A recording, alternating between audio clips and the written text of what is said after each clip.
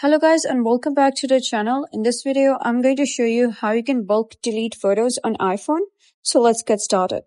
First of all, you can head over Open Photos app.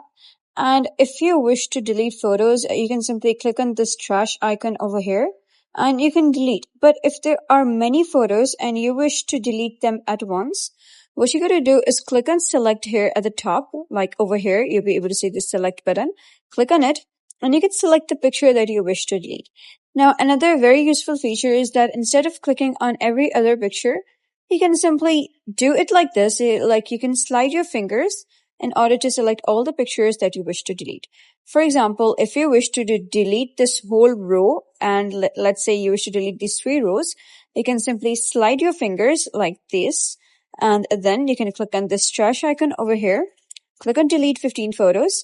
And now you can see using this method, you can bulk delete photos on iPhone. So that's the end of today's tutorial. If you found this tutorial helpful, give it a thumbs up. And don't forget to subscribe for more helpful tutorials. I'll see you in the next video.